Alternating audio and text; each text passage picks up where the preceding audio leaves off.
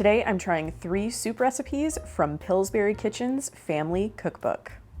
This book was published in 1979, and I'll talk more about it a little bit later. Soup season is upon us. Honestly, I could eat soup all year round, but something about the colder months, the autumn, the winter, just makes me want to hunker down and have a big bowl of soup with some bread for dinner. You know, something to keep you full and warm and just all around cozy. I chose soup recipes from this book with varying tastes and textures. I hope one of the recipes, if not all of them, appeal to you. I'm trying out a recipe for spinach soup today, and this is not the only spinach soup that I've made on this channel, but this one's a little different from the other one because it is pureed. In medium saucepan, cook spinach with onion and water until thawed and tender. So I have about 10 ounces of spinach here, frozen spinach. I used part of this bag for my baked potato, chicken Florentine baked potato. I'll link that video if you haven't watched it yet. And I have about 1/4 cup of chopped onion, 1/4 cup of water. So I'm gonna put some heat under that and cover it and let it thaw and cook until everything is tender. My spinach and my onions are all cooked, and I did add about another tablespoon of water because it was starting to dry out a little bit. And this probably took, I don't know, 15 minutes or so. I just wanted to make sure that the onions were very soft because next we have to puree this mixture. Pour mixture into blender with 1 cup of chicken stock. Get this in here. And I have a cup of chicken stock here. I'm using homemade chicken stock. You can use store-bought, it's fine. I like to make chicken stock in my Instant Pot. I'll link the method that I use in the description down below. And I like to make it at this time of year mostly because I use a lot of it in holiday meals like Thanksgiving and Christmas. And also it's just nice to have it in the winter if you're gonna make a lot of soup. So I make usually several quarts of it and I freeze it. I typically do like a lot of chicken stock or turkey stock at this time of year. Let's take a look. So green. I think I'm gonna scrape and give it one more mix or blend there. Oh, it looks so pretty. Green's my favorite color. That's what it looks like after one mix. We're gonna go one more time, just to make sure it's very smooth. Yeah, I'd say looks pretty smooth to me. So now we have to move back over to the stove. All right, I'm coming right back to the same saucepan and I'm gonna put 2 tablespoons of butter in there and melt it. All right, the butter's pretty much melted, so I'm gonna add my flour. That is 1 tablespoon of flour, 1/2 teaspoon of salt, and a dash of pepper. I'm gonna stir that and let it cook a little. Yes, folks, we're making a roux. And this should thicken our soup nicely. And I have an additional cup of my chicken stock. Ooh, it sounds angry. But this is what it's supposed to do. And now I need to stir this and let it come to a boil. It is boiling, so now I have to add our pureed spinach mixture. Stir to combine. Wow, it looks lovely. It looks very vibrant. And it smells very good too. So now I've lowered the heat a bit and I need to cover this and let it cook for about 10 minutes. My soup has been simmering away for 10 minutes. And now it says to add light cream or milk. I'm adding heavy cream, don't tell anyone. Making it a little bit more decadent. Look at that beautiful swirl in there. So now I just need to let this heat through before I give it a try. Many thanks to Blueland for sponsoring today's video. Now, you've heard me talk about Blueland before. They offer personal care and cleaning products made with planet-friendly, plant-based ingredients. I love using their products and I just have to show you what they have for the holidays. Yes. So this is their holiday hand soap gift set. It is so cute and I think it is absolutely perfect for gift giving. The packaging was inspired by a box of chocolates and it comes in 12 different scents. That's an entire year's worth of hand soap. So to use the hand soap tablets, simply fill the reusable glass bottle up to the line with hot water. Choose your hand soap tablet and then drop it in the bottle and let it completely dissolve. Once it's dissolved, replace the top and it's ready to use. I'm also trying out their toilet tablets, which are proven to work on a range of stains from lime scale to hard water to rust. They come in a lemon cedar scent that is just so perfect for a bathroom. It's not heavy or harsh, it's just light and clean. The tablets are also really easy to use. You just drop the tablet into your toilet and let it fizz and foam. Once the tablet is dissolved, you brush it with a toilet brush and then flush. That's it. I'm all for anything that makes cleaning easier, especially during the busy holiday season. Blueland's products are not only effective, they're also affordable. You can save money by setting up a subscription on their website. It's super convenient and you never have to worry about running out of your most used products. So if you'd like to try Blueland's products, they're sharing a special offer just for my viewers. Click the link in my description down below or scan the QR code that's on the screen right now to save 15% on your first kit. Thanks again to Blueland for sponsoring today's video. I'm floating just a little lemon slice on the top of this soup that was directed in the recipe as an option. You can also add a little dollop of sour cream to the top. And I'm serving this soup with some dinner rolls that I made earlier today using Pillsbury hot roll mix. And I'd never tried this hot roll mix at all. I see it in stores and I was very curious about it and I thought it would be a great opportunity to give it a try since I'm using a Pillsbury cookbook. So let's go back to earlier today when I made these rolls. Now, I have never used this hot roll mix. It's definitely something that I've seen on grocery store shelves and been a little bit curious about. And I even have a cookbook full of recipes using this hot roll mix. I make bread and pizza crust and stuff, so I feel pretty confident that I can handle this, but I really wanted to see how they turn out.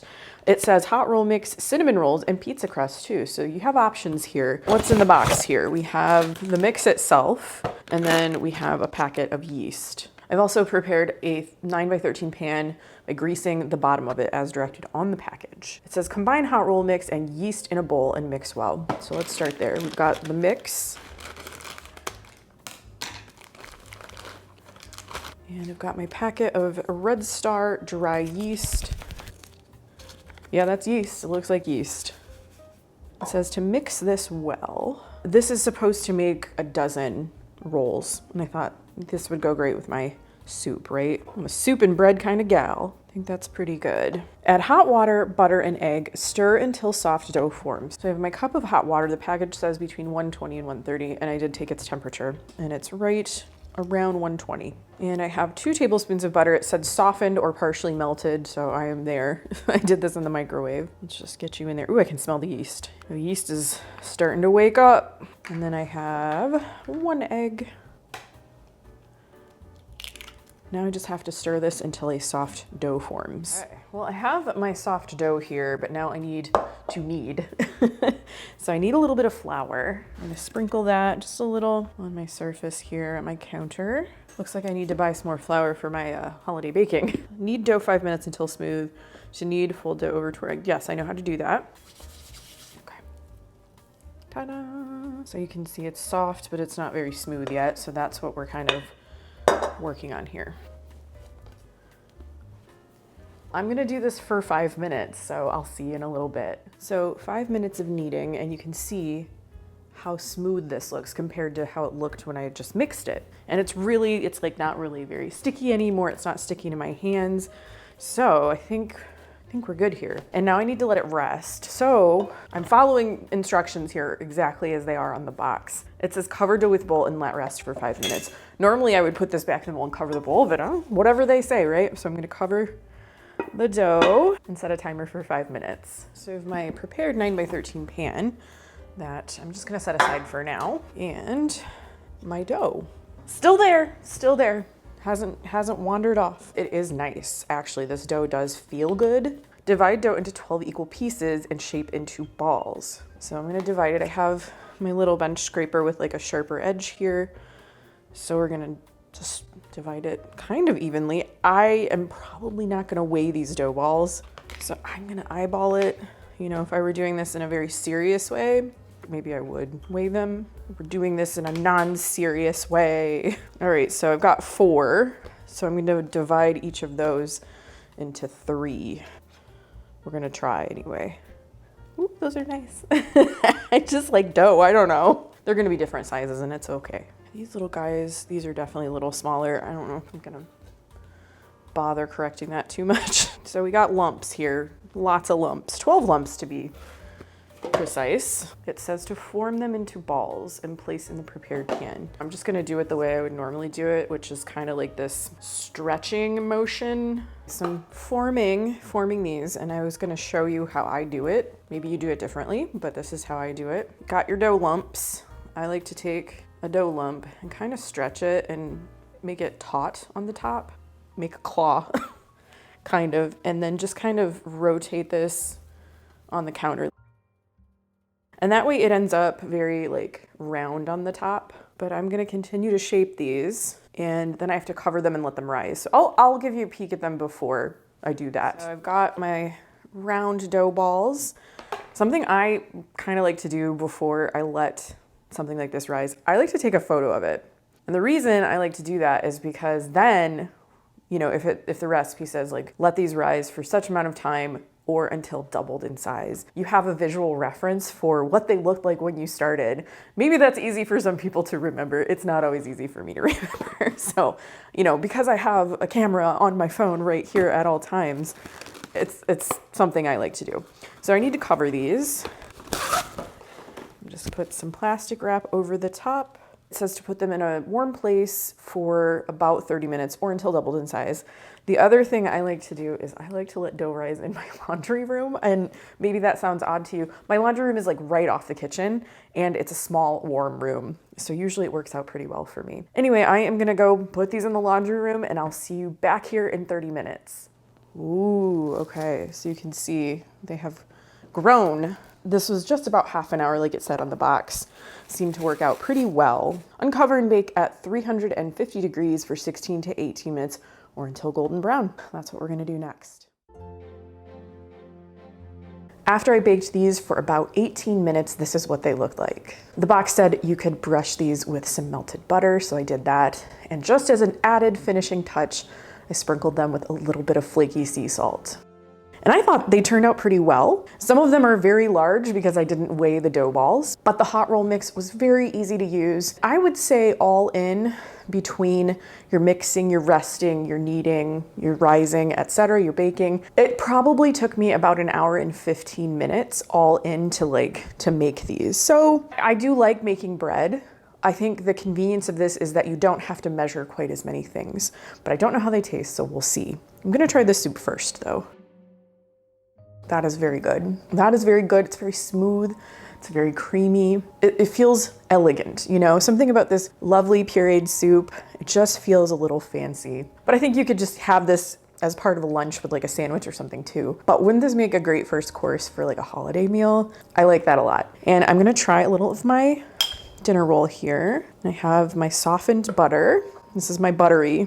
Keep salted butter in there. It feels very good. I will say the dough, it had a nice smooth feel to it when I was like working with it and stuff. Those are delicious. Very much like a holiday dinner roll is what I would call it. It's an enriched dough. It has butter and egg in it. You can definitely tell. Very good. If you want to give that hot roll mix a try, I think you should. Really great with this soup, I gotta say. I'm gonna have this for my lunch. I love a good potato soup, so I thought I would give this one a try. It starts with some bacon, and I think bacon is a very good place to start. So I need to crisp this up and then hold on to those drippings because we are gonna use them in the soup. My bacon has crisped up very nicely, and I'm gonna remove it to just like a paper towel lined plate here using my fish spatula.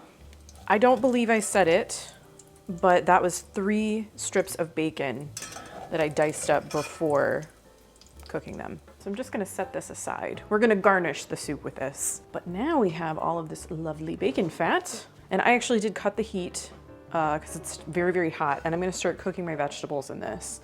So I have a small diced onion, and you're never gonna believe this, but I have celery. I diced it very, very small.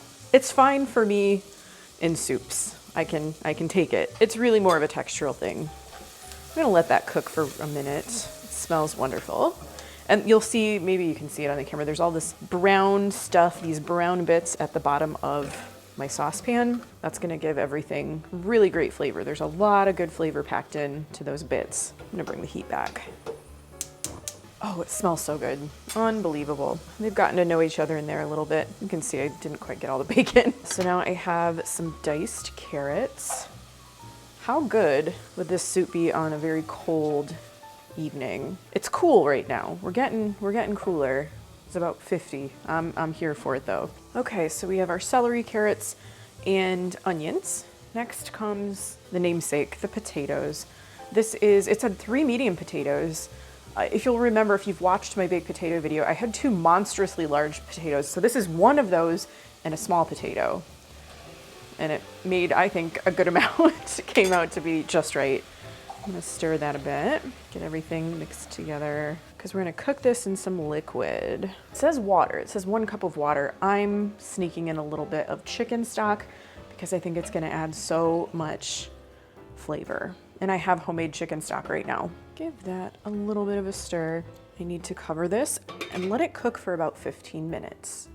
So I let this go for just a couple of minutes longer because I like to make sure my potatoes are very cooked. I feel like biting into a sort of raw potato or partially uncooked potatoes, just not at the top of my list. So the potatoes are nice and soft. I did test them with a fork.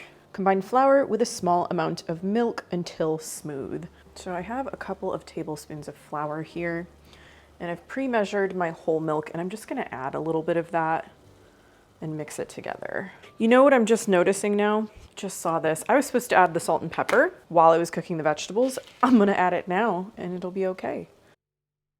We'll go ahead and mix that in. Sometimes when I'm doing a lot of recipes, which I'm doing right now, you know, I might miss that stuff, but something like that is not critical. You're not gonna ruin your soup, everybody. I promise you. Plus the chicken stock that I added did have some salt in it, so I think we're okay. Now back to my flour mixture. Add to potato mixture along with remaining milk. Here's my little flour and milk mixture and the rest of my whole milk. I'm gonna add that in now. Cook over medium heat until mixture boils. Okay, well let's bump that heat up, get this mixture to boil. It smells incredible, it smells very good.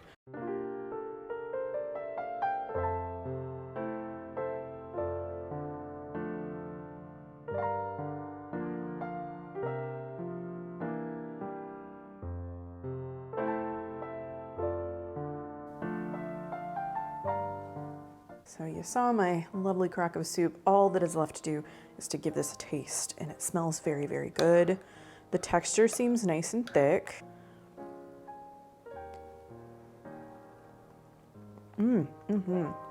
That is very tasty. Ooh, yeah. Okay, potatoes, perfect texture. Cook them, it says 15 minutes. I probably want more like 18 minutes just to make extra sure that they were soft, and they are perfect. To me, it has such a delicious flavor without being a cheesy potato soup. Not that I have anything against cheesy potato soup, but this is maybe a little bit more of a classic potato soup. I think using the chicken stock was a good idea. You could use water as it said, but you know, of course chicken stock is gonna add a little bit more flavor. You don't have to use homemade like I did. You can just use a little bit of store-bought stock, or if you have like better than bouillon, maybe just throw a little bit of that into your water as you're cooking the vegetables. Yeah, oh man, that's so good. I found a recipe called Cheese Soup Delight, and I could not be more delighted to be giving it a try. Sorry. Cheese Soup Delight does sound amazing. Starts with 2 tablespoons of butter, and I have to melt that. My butter is all nice and melted. Now I have to add 3 tablespoons of flour. And I need to whisk that and let it cook. Now this recipe seems to come together very quickly. So to my butter and flour mixture, I'm going to add 1 can of condensed chicken broth. And don't forget, it's the condensed kind. So it's the kind that you would normally add water to. And I'm using it specifically because that's what it says in the recipe. Normally I would probably just go with regular chicken broth. And I also need to add 1 cup of whole milk. And I am just gonna keep whisking that until it is smooth. Actually, let's turn that into a balloon whisk. You already know how I feel about the twist whisk. I like flattening it when I'm doing stuff like this because it can kind of get into those corners, make sure nothing gets stuck there, but then you can switch it back to a balloon whisk and whisk everything in. It's very nice. I'm gonna add some salt and pepper to this. And the recipe for this is included in the description down below, just as a dash of pepper. So I'm just gonna crack a little bit in there. And the next ingredient is 2 to 4 tablespoons of white wine or beer. I'm going beer. So we have 4 tablespoons. I'm going the full 4 tablespoons here. I think it's gonna add a good flavor to things. Yeah, we're gonna use the rest of this beer, I think, in some French onion soup. So I'm really excited about that. It's not gonna go to waste. Don't have too much more to go here. So I need to add a little bit of lean parents. That's gonna be good. And I need to add some Tabasco sauce. I have a comically small bottle of Tabasco sauce that I would like to use up. So I'm just gonna dash it on in there. It says, I think like 8 dashes. It's Tabasco sauce. I'm just gonna use up this little bottle. And to me, it's not that spicy, but if it is to you, just, you know, use what you would like. The amount, I mean. We're getting thicker, we're getting bubblier, and I need to bring this to a boil, and it kind of looks like it's getting there. It's staying close, that's for sure. I think we're there. You can see it's pretty thick, but I need to turn the heat off while I add 4 ounces of grated sharp cheddar cheese. I love sharp cheddar. I'm actually gonna come in with a spoon, and I just need to stir this until the cheese melts. Ooh, look how smooth that is. Wow, I did not realize how fast that was gonna be. That took so little time to put together. It said you could garnish the top with either popcorn or broken pretzels. I happen to have these buffalo wing pretzel crisps, so I broke up a couple to put on the top. And I just have a feeling it's gonna go together very well. That is so flavorful, oh my goodness. Let me get a bite without pretzel. Oh, that is still so good though. No matter what you choose to put on the top of it. It's like a beer cheese soup. It kind of reminds me of the beer cheese soup they used to have at Longhorn, if you know that restaurant. I don't think they have it anymore, but it was so good. I actually found a copycat recipe and I used to make it. Their beer cheese soup did have more stuff in it. This is a very simple beer cheese soup. There's no vegetables or anything. So if you wanted to make this a little heartier, you could put some potatoes and some carrots and onions in there. You could add bacon. But the combination of the sharp cheddar and the beer and the Tabasco, really that Tabasco, just delicious. Pillsbury Kitchen's family cookbook was published in 1979, or at least this edition was. I happen to have another edition of a Pillsbury cookbook, the Pillsbury Family Cookbook. This is from the early 60s, and I've cooked from it on this channel before, and I might be cooking from it again soon. But anyway, we're gonna focus on this one today. I think this is so eye-catching because it is just this like bright yellow. It's got the earth tones, yellow, orange, red, and brown. Very like 70s, right into the early 80s. I remember a lot of these colors when I was very little. This is another one of those kinds of cookbooks that has everything, right? Everyone should have at least one of these in their kitchen. My go-to is usually something like The Joy of Cooking, which is like literally right beside me right here. I got this one, I think in the early 2000s. Any one of these cookbooks is gonna have basic recipes for a lot of different things. Just about anything that you could think of. If it's just like basically how to cook different vegetables or how to cook different meats, a whole variety of dishes. If you need a basic recipe, if you need a starting point, one of these cookbooks is gonna be very helpful to you. So this one happens to be from Pillsbury, and you might remember the Pillsbury Bake Off. That has been happening since the late 40s, I think maybe 1948 or 49. I actually have a video on this channel where I used a 10-year anniversary Pillsbury Bake Off cookbook. So I'll link that in the description if you haven't watched it. That's what I kind of think of right away when I think of the name Pillsbury, along with some of their products, you know, the flours, the prepared doughs, and their hot roll mix now, because I did give that a try in this video too. So let's take a little look in here. I found something very interesting that I want to point out immediately, because if you've been watching for a little while, at least since summertime, it might look familiar to you.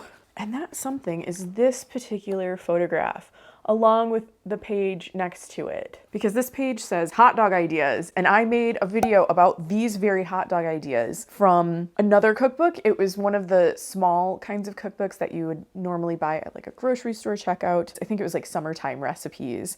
So the same hot dog ideas that appear in that little checkout cookbook are in the big book too. I want to say that the small book was from like the early 80s. So this is from 1979. Of course, there's gonna be a little bit of overlap. I think we've gotten used to that between Betty Crocker, Better Homes and Gardens, even McCall's.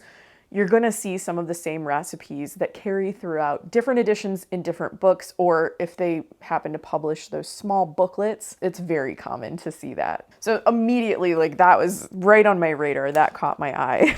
I don't have a binder edition of this cookbook. I'm pretty sure usually a lot of these do come in a binder edition, and that's usually my favorite, but I'll take whatever I can get, right? We'll look at some photographs. I'm seeing photographs mostly in here. I don't see like drawings or illustrations. They're really kind of like leaning into showing the actual food here. Those are cinnamon sugared donut drops. Those sound incredible. Actually, they sound great for this time of year, the fall, like cider and donuts. How good. Oh, there's even a tip here where you can make pumpkin donuts. It's fate. Is this serendipity? Like, am I supposed to be making these right now? So that comes to us from the quick breads section of the book. We also have a chapter called Bake Off Classics. Speaking of the Pillsbury Bake Off, selected Bake Off recipes over the years. They have them categorized within the chapter as like breads, sweet rolls, main dishes, snacks, cakes, all that kind of stuff. I love that they've included a little bit of that in here too. What can we see here? Oh, these sound really good. Cheese and bacon crescent squares. Things with crescent roll dough are very nostalgic to me. I feel like that was very common when I was a kid, and it's, you know, people still use it a lot today. An appetizer or a snack made with crescent roll dough is just like, you knew you were getting something special, right? Those were not something we had all the time. There's also this deep dish biscuit pizza. That is made with a can of Pillsbury refrigerated buttermilk or country style biscuits. I don't know if those exact biscuits exist today. I have found that, especially with like the refrigerated dough products, the offerings have varied over the years. What was once a different count of biscuits might have changed. The formula has changed. You know, that happens. And I run into that all the time when I'm making videos here on this channel. So usually I just try to get the best substitute that I can. We have a delightful looking fudge ribbon cake. And that is made with Pillsbury's best all-purpose unbleached flour. If you submit a recipe for the Bake Off, it has to contain a Pillsbury product. And in the early years, it was often Pillsbury's best flour because they didn't have quite as many things on offer, I don't think. But then through the years, you know, they had cake mixes and refrigerated products and things like that. Eggs, cheese, rice, and pasta. I could probably live on those things. Those are like some of my favorite foods. So this is their basic omelet. It doesn't look that basic to me. It looks pretty delicious. This egg and sausage quiche also looks very good. I feel like I'm gonna spend a lot of time on this chapter if I don't get going. Oh, I found, so you can barely see it, but they do have some blue corn flour in this book. And they're like little individual stuffed peppers in blue corn flour, what looks like 1 quart casserole dishes, my favorite. And this is exciting because this was 1979, they have a section on microwave recipes. Microwaves had been introduced in the late 60s and they weren't super prevalent in homes yet, but into the late 70s, early 80s, like everybody was starting to get a microwave, right? I actually have the Radar Range cookbook from when the microwave was first introduced into homes. There's a chapter on outdoor cooking. Those look good. But I always love it when these books have special sections like slow cooker recipes or microwave recipes. I think that you can sometimes tell when a cookbook was published depending on these special chapters, if there is a specific method or product or tool that was popular, you know, microwaves as in this one. It helps kind of date the cookbook if you don't have a good idea of when it was published. So let's talk about the recipes I made today. So the first recipe I tried was for spinach soup. Like I mentioned, this is not the only spinach soup that I have made on this channel, but it is a different one. This one was pureed. And I can't tell you how like deliciously velvety smooth it was. So I had some the day that I tried it for my video, and then I reheated some a couple days later to go with my lunch. And wow, was that good. I know that the lemon was really just supposed to be kind of a garnish thing, but I think if I served this to people, besides myself, I would probably include an actual lemon wedge rather than a lemon slice because the lemon flavor did like just kind of good this pop of like brightness to it. I sneaked in a little heavy cream. I think it was a good decision because it kind of made it a little bit creamy and a little decadent. I ended up having this with a sandwich for lunch. A sandwich made on one of those hot rolls that I made. And I'll talk about those in a minute. It was so good. It was just like a good combination. I think this soup would go well as like a starter to a nice dinner, but I really liked it just to have as lunch too. I sipped it from a mug. So, you know, while I'm at it, let's just go in order. I'm going to talk about the hot roll mix. I was very pleased with how these rolls turned out. I've seen this mix in stores for years, never picked it up. I talked about a hot roll mix cookbook that I have. It's like a Pillsbury cookbook from the 50s or 60s. And I've never tried any of the recipes because I wasn't sure like how this mix was going to behave or anything like that. And because I was making soups, I thought now is as good a time as any to try something like this. I have made bread and rolls and pizza crust and cinnamon rolls like on my own. I was really surprised by how good these were. I think if you are sort of trying to dip your toe into like making yeasted rolls or something like that, you know, this could be a decent place to start. If you're feeling a little intimidated by getting all the measurements right and stuff, this made it super easy because it was basically like the mix and some yeast, and the instructions were very clearly outlined. The temperature of the water was there, you know, all of that stuff. So if you want to give this a try, or if you want to do something a little bit special for the holidays, but you don't want to go like frozen bread dough or bakery bread, you want to try it on your own, I think this is a good thing to go for. I would buy this again, and it took some time. It was about, I think I said, an hour and 15 minutes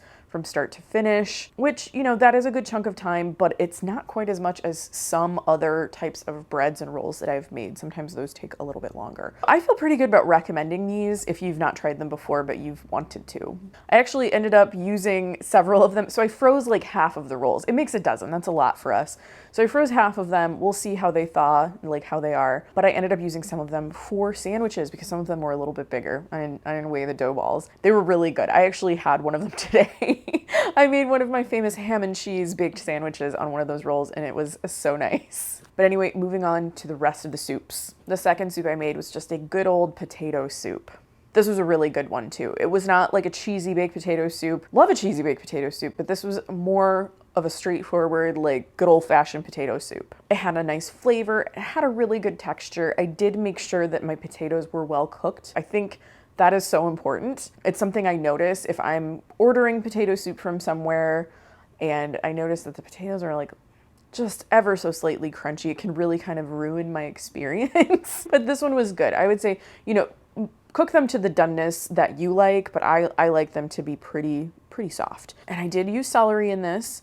I chopped it very small. I can handle celery in soups. It's just not something I like to eat raw. It reheated so well. I actually had a mug of it with my little sandwich today for lunch. Just perfect, just perfect. This is definitely something that you could make ahead and reheat, and it would work out just fine for you. If not even better than the day it's made. And the final recipe I made was cheese soup delight. Now this was another like smooth soup. There were no vegetables or anything in it. The flavor was really good. Between the sharp cheddar and the Tabasco and the beer that I ended up using, you can use beer or wine in this. It was very good. It reminded me of the beer cheese soup from Longhorn or some sort of like beer cheese dip. I could see this going really well with like a soft pretzel roll on the side. Super delicious. I also think it would go well with some vegetables. I'm thinking like carrots and onions, maybe a little bacon for the top, just to give it a little pizzazz. But flavor-wise, I think it was really good. I wouldn't change anything with that. It was just kind of on its own, I guess. So another soup that might make a good starter or like an addition to something else. And I think you can vary the flavor a little bit depending on whether or not you use wine or beer. And I just chose beer. And actually the rest of that beer is currently in a big old pot of French onion soup that we're making for dinner tonight. So I hope that these soups gave you a little bit of meal inspiration for the colder weather. I'd like to thank Blueland for sponsoring today's video. Don't forget, you can save 15% on your first kit by using the link in my description down below. I hope you liked this video. If you did, please give it a thumbs up and subscribe to my channel if you haven't already. I post videos about food, vintage cookbooks, and retro recipes every week. Thanks again for watching, and I will see you in my next video. Bye.